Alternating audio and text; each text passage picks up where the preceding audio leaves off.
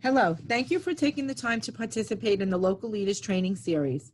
My name is Kathy Lindenbaum, and I serve as the 2019-2021 New Jersey PTA President. PTA is no longer a noun, it's a verb, an action plan working to support your child's success. It is an invitation to every family and every school to participate because we can do more together than we can do apart.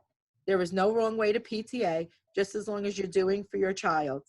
You can give money by joining and donating. You can volunteer time and effort. You can help grow our strength and presence at the local, state, or national level as an advocate for improving your child's education. As the leaders of our local PTAs in New Jersey, you are the front lines of all of this. There are many other groups out there focused on raising money, but PTA is about more than dollars. PTA is committed to fostering family engagement and student success in every one of our communities. I encourage you to take full advantage of New Jersey PTA's new online resources hub and reach out to us if you need more information. We are here to help you succeed. The resources hub can be found on our website at njpta.org. It includes templates, guidebooks, and so much more. Thank you all you do for your communities and your PTA. Today you will participate in the local PTA President and Vice President training. The President serves as the presiding officer of the local PTA and presides over Board of Directors and general membership meetings.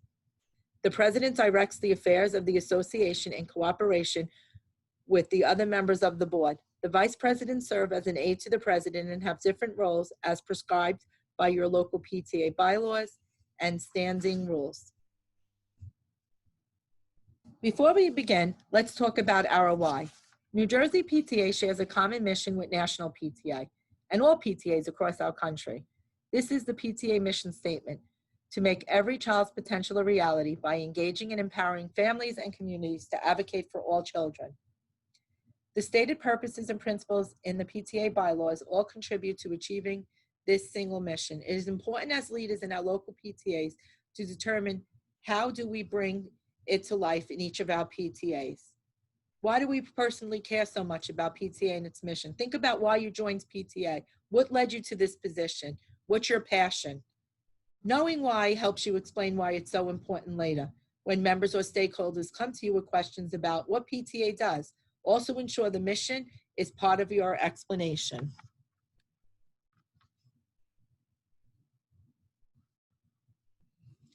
Let's start by diving into the business side of your PTA and how your mission relates. All local PTAs in the state of New Jersey, through your affiliation with the New Jersey PTA, are a 501c3 organization under IRS codes. But what does that mean? Due to our mission, the IRS has granted PTAs to be tax exempt, not for-profit company. This means that any items or services purchased without having to pay sales tax. This also means that PTAs do not have to pay any income tax on donations and money made.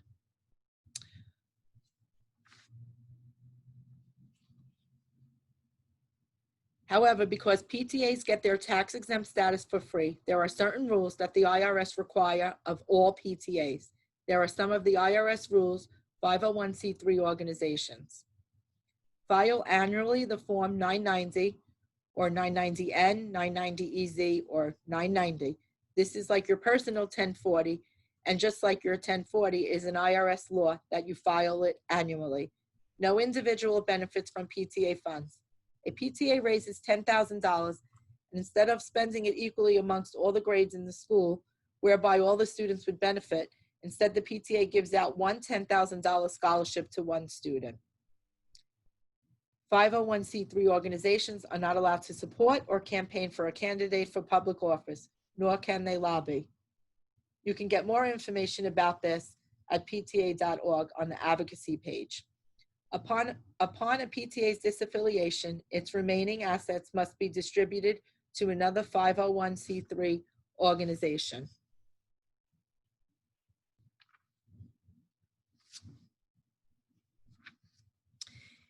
A PTA should never allow another organization or group to use their 501c3 status.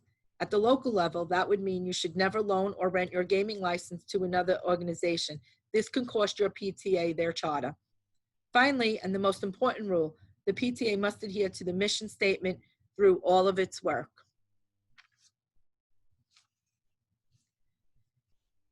Now let's move on to your role as a PTA president. This slide highlights some keywords that are important to any president. You want to make sure that you lead the PTA. Always go by your bylaws and your standing rules. Make your decisions on that. Oversee the financial and legal obligations. The buck stops here. Everyone's going to come back to you as president. Preside over the meetings. Make sure your agenda and all materials are ready for your meetings. Represent the PTA. Foster partnerships and relationships with administrators, community partners, your members. Communicate with your members, whether it's by email, texting, through your website. Make sure that your communication skills are good. Things no one told me. When I first became president at my son's elementary school, here were things no one ever told me. You may not engage in business that is unrelated to the purposes of PTA. That could mean clubs, personal things. You have to stick to the mission and you have to stick to the rules. You cannot endorse products, companies, or foundations. Now, I know that, we do get sponsorships and we accept donations from places, but we have to keep it that you could say, say thank you when you go into Mike's Pizza, say thank you to them for supporting the PTA, but you can't say you need to buy Mike's Pizza on a Friday. However, you can accept donations from the businesses. Just make sure you keep your records, keep receipts, make sure you keep good accounting of that. Ensure you have diversity on your PTA. This includes through your membership and leadership. Your board of directors should look like your community. Parents want to help, but like to be asked. Some people are shy and will never offer their expertise unless they are asked. Maybe send out a survey to find out what they do for a living, or what they did for a living if they happen to stay home with their children, or just find out what their interests are, what are their hobbies. And then from that, you can look over that and then maybe reach out to some of the members and say, hey, we know that you like to do this. Would you like to be the chairman? You like to read? Would you like to help on the book fair? Not all members share the same beliefs and may not know what you know. Be patient and be a teacher to them. You may have a future president sitting in your audience at the meetings. You never know what people's lives are like, and that reach out could be the most important thing.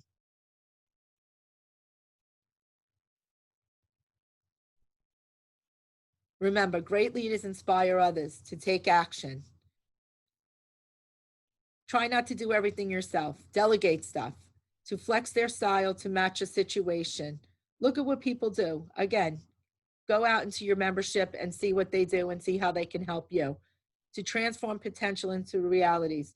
A lot of people have great ideas. Make sure you do it.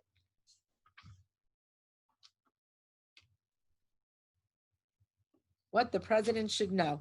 Now we'll do an overview of office's duties. The president should learn about all aspects of PTA and should certainly know the rules, your bylaws, your standing rules, filing requirements, how to run a meeting, Robert's Rules of Order.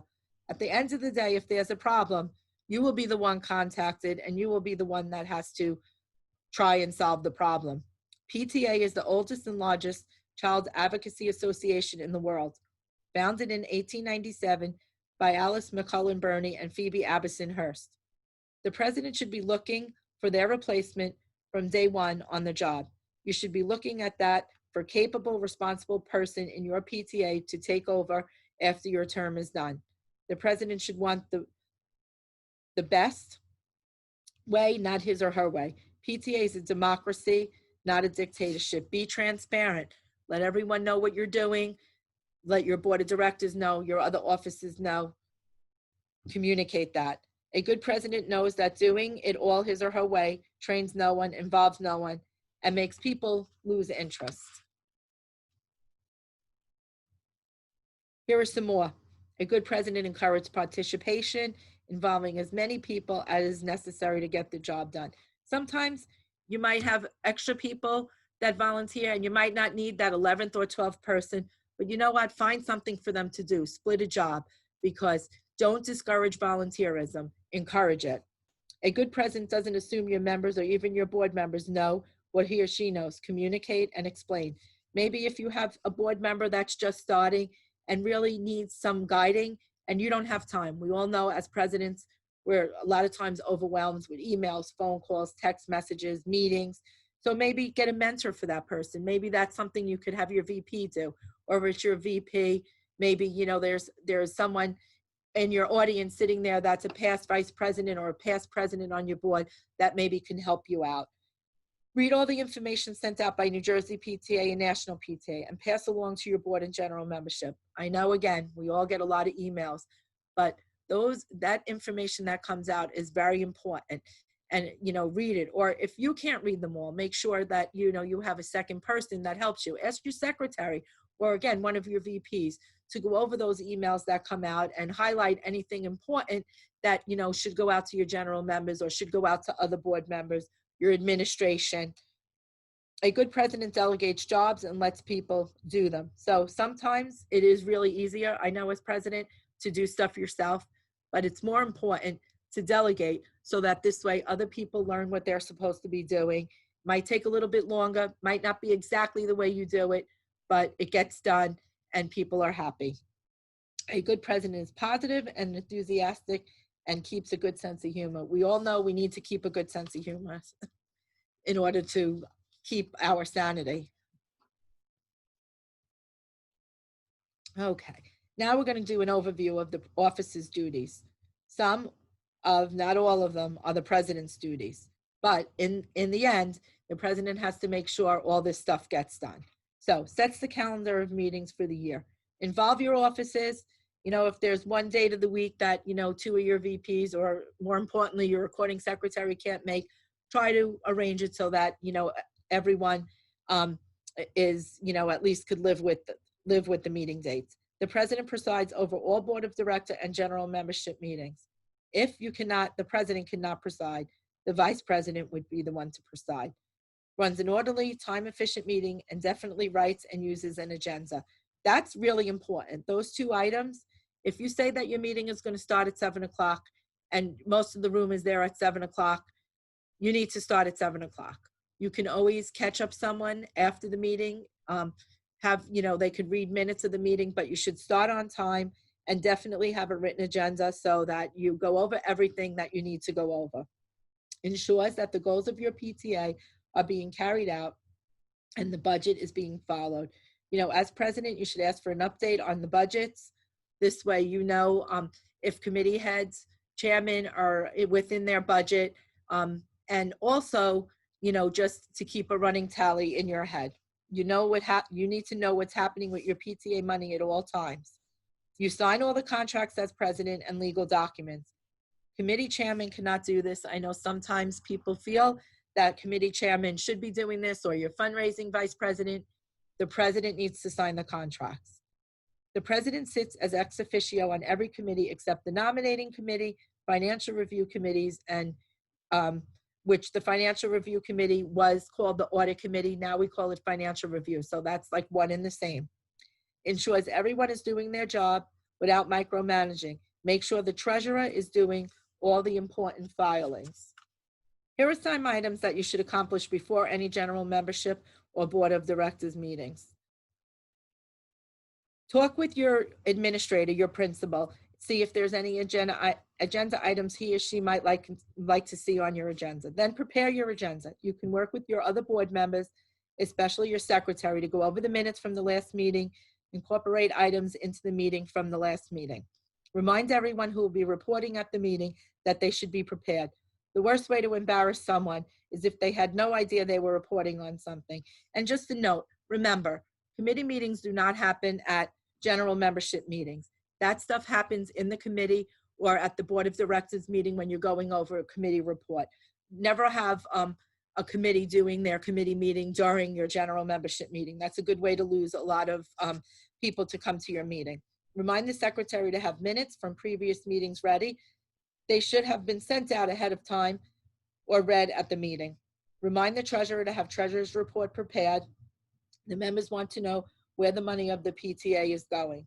Gather everything you need and the most important thing is be prepared for your meeting. If you know that there's issues going on in your community, make sure that you let the principal know before time, because of course you'll have people come into your meeting and asking questions, because that's an open meeting, for an open forum for members to get questions answered.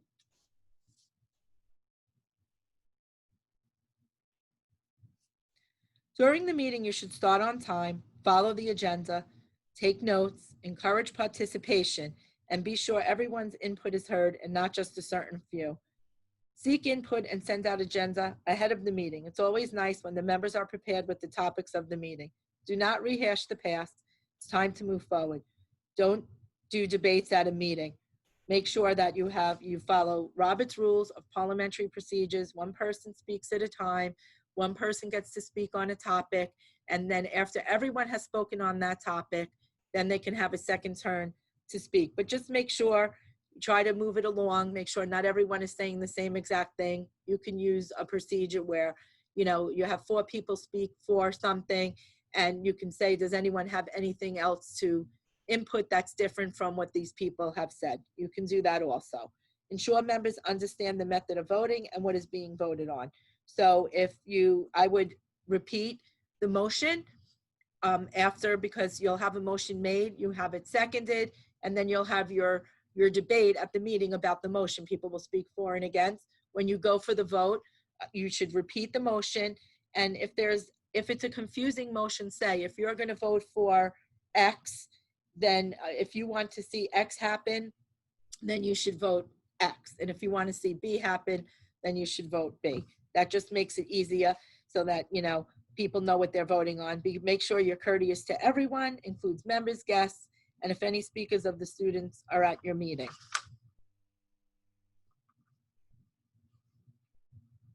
Once the meeting is over, be sure the secretary sends you a copy of the minutes soon after the meeting, ensuring that they were written while still fresh in their mind. This way, you will remember items you promised will get done. Minutes aren't changed if you don't feel that was said, but just make sure if the secretary forgets to add something, you can say, oh, this was talked about, don't you have notes on this? Follow up on assignments and programs initiated during the meeting, especially upcoming events and programs. Update as necessary your procedure book and running list of duties. This will make it easier if you have a 2-year term to pass on to your successor. Evaluate the meeting and work of the association. If something's not working, then change it. Discuss how you could make it better. There's nothing like, something not working and you just keep doing it over and over again, expecting a different change.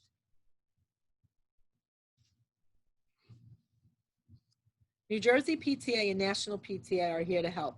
Here are some ways. Bylaws, standing rules, and Robert's Rules of Order. These are the rules of your local PTA, and they give a lot of insight. Go to pta.org. There's e-learning courses that you could take if there's a particular topic you need extra help with. New Jersey PTA has trainings. We'll have all these trainings on the website. Council trainings. NewJerseyPTA.org. We have handbooks. We have forms. There's Member Hub.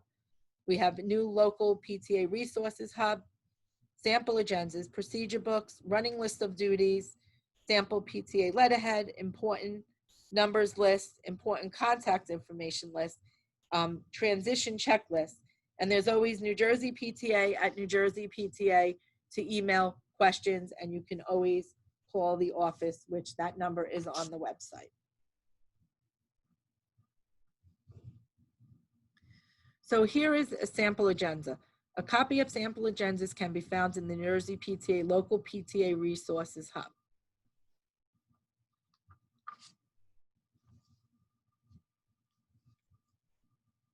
Here is a sample agenda. This one has a bit more details. It'll assist you in knowing what to say so that you don't forget anything. Remember, copies of sample agendas can be found in the New Jersey PTA local PTA resources hub.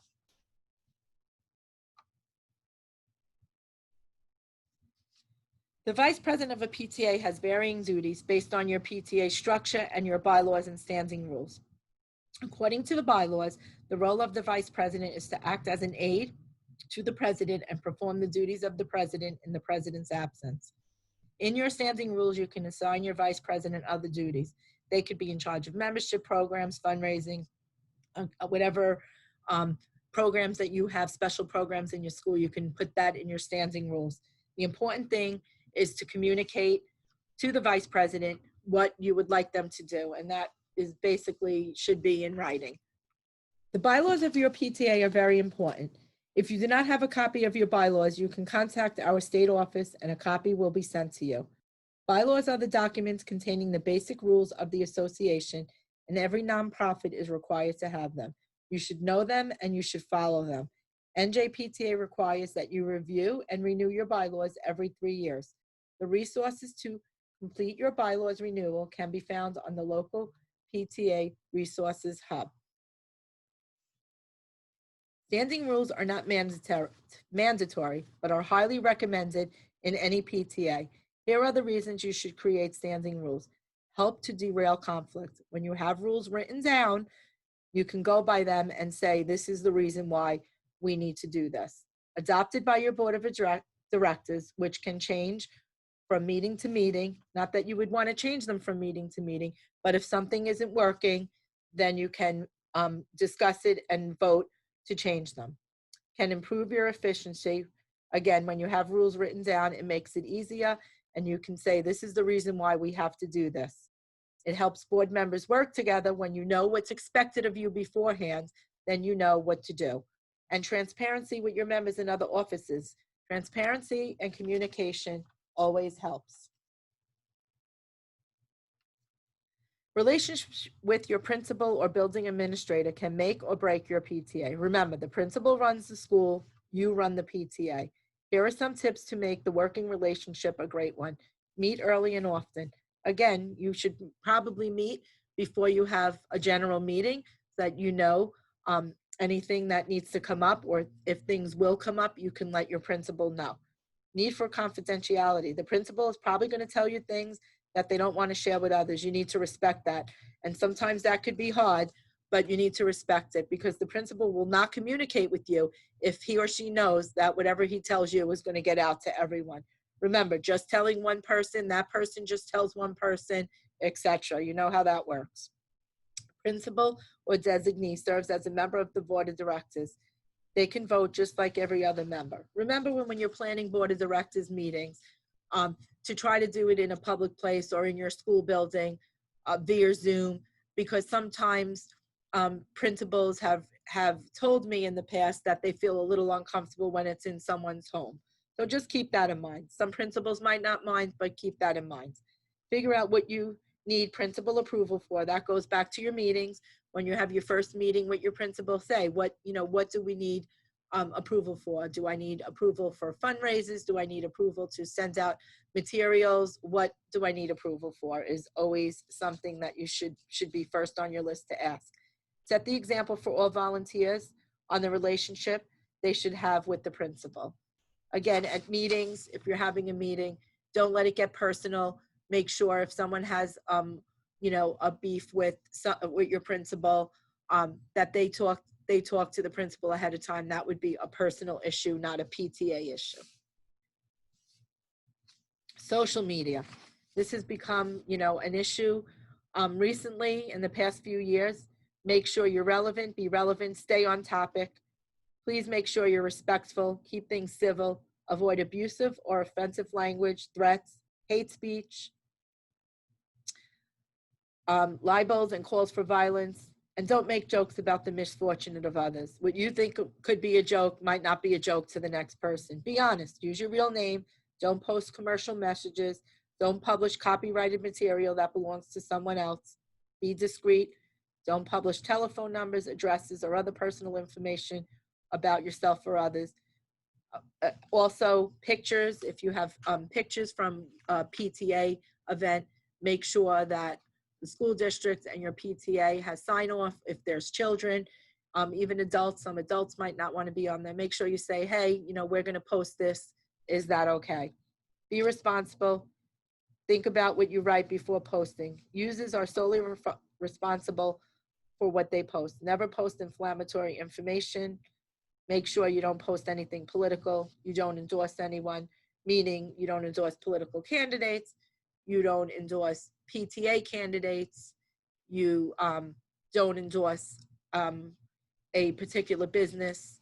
Like we went back when we were talking about if you get any donations, you know, you can always say thank you for the donations from and list the donations, but don't say, you know, make sure that you go to Mike's Pizza on his Friday night, a free slice of pizza night. Financial controls. The president is a signer on the bank accounts of the PTA. There are certain steps you should take to make sure your PTA has financial controls in place. I'm going to say this, and I say this in my in-person trainings too. Don't trust anyone when it comes to the PTA finances. Treat everyone the same. Just because the treasurer could be your best friend, you need checks and balances in place. So make sure that you never sign a blank check. Ensure there is a bill or voucher attached and you review it before signing the check. Being an ATM to the school is not a PTA function. Just because a teacher or a principal wants something doesn't mean the PTA has to buy it. If it's in your budget, something that you discussed with your members and you voted on in your budget, fine. If it's something new, you need to go to your general membership to buy it. They're the ones who make the decision on what you spend your money on. Must support the PTA mission with all your fundraising. Ensure that you are just not fundraising to fundraise. Make sure there is a reason behind it. It could be as simple as you're fundraising for your budget, or it could go a little bit further and say you're fundraising for a particular program. But make sure that you have a reason. Ensure the proper financial controls are being followed, including reconciliations of your bank statements each month. As president, you should be taking a look at your bank statement. You know, if you don't get a bank statement in the mail, I know many of us don't anymore, sign into the account and look at that bank statement, because in the end, as president, vice president, if you're a signer on the account, you're responsible for it. And the treasurer should also have bank statements at the meetings each month, that if someone from your association, a member from your association wants to check them, they could. And more information on this can be found on the treasurer's page of the local PTA resources.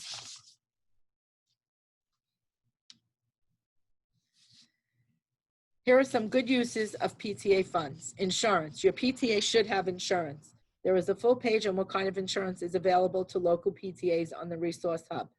Leadership development and training for your members. Cultural arts programs, assemblies, New Jersey PTA Leadership Convention. We have it in the spring, and please join us, because networking, you can't pay for networking enough, and you don't get networking doing these webinars, and learning about your position is great, but nothing beats networking with other local leaders to find out what they've been doing, get new ideas. It's really a great resource, and that's really how I became interested in becoming a local leader, going to convention. I met the immediate past president at conventions. She always jokes that she remembers me because of, you know, she thinks I have an accent, which I don't, but that's a little joke between us. But I met some of my best friends at PTA convention. Recognitions, awards for student achievement, curriculum enhancement, equipment within reason. Remember, what you purchase for the school needs to be donated to the school, and that's done through a Board of Ed meeting. And then the districts, once they own that, can do whatever they want with that equipment. So keep in mind, when you're buying something for your school, keep in mind that that could happen. Standards of affiliation, SOA, abbreviated agreement checklist. To provide support and guidance to our local PTAs and councils, New Jersey PTA provides a standards of affiliation agreement checklist to help navigate legal requirements. Our Resources Hub has a full training video and best practices and tip sheet for the standards of affiliation agreement checklist. Each of these items are covered in the treasurer's presentation. Ensure they are completed. These include Form 990 submission, charities registration renewal, State of New Jersey annual report. As a president and also as a board member, you have to make sure that this gets completed. That's your fiduciary responsibility. So just make sure that, I know that there's a lot of stuff on your plate, but these are laws, nonprofit laws, and some are just on this or PTA things, but you need to get this done. Other items include election of offices and submitting offices into Member Hub, mandatory annual PTA training. If you're on this webinar series, you're completing that. Approval, your PTA budget, payment of membership dues, annual financial review, bylaws review, renewal. Get a blank statement of affiliation checklist on the local PTA resources hub.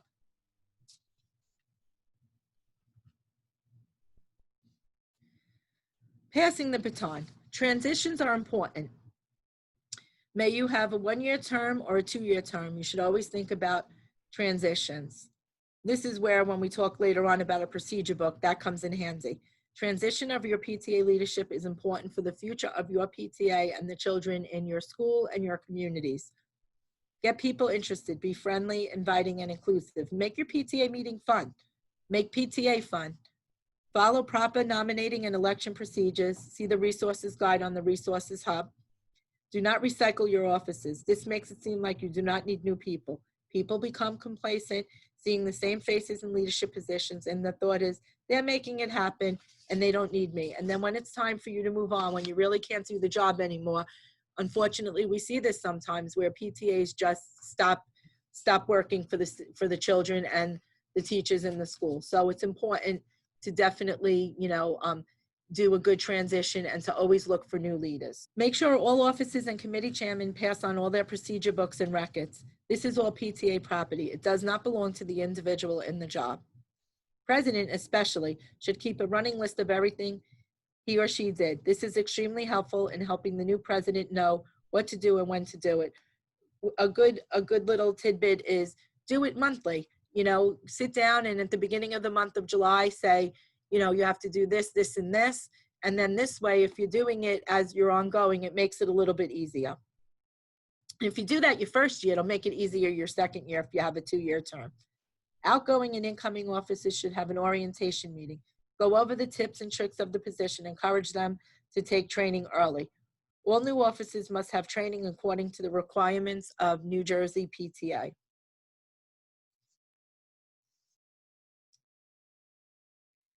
Make sure your PTA shines. There are local PTA recognitions and grant opportunities. Be sure people know about the great things your PTA is doing. And as for the grant opportunities, if you're not great at writing, grants, PTA makes them very simple, the national opportunities, and sometimes New Jersey PTA puts out opportunities. That's when you can ask your membership for help. Maybe there's a science teacher for a STEM grant to help. It's very simple. National PTA makes it simple. And you can always call the PTA office and ask for a little bit of guidance. We can't write the grant for you, but we can give guidance. And please, please, please have your school do reflections programs. It's such a great program. And if your school doesn't do it, or your PTA doesn't do it, and you don't know about it, go to our website, go to the national website. It's such a great program and it's free. And if you have any questions, please visit our New Jersey PTA, local PTA resources hub. You can call the office, 609-587-0100, or email at njpta@njpta.org.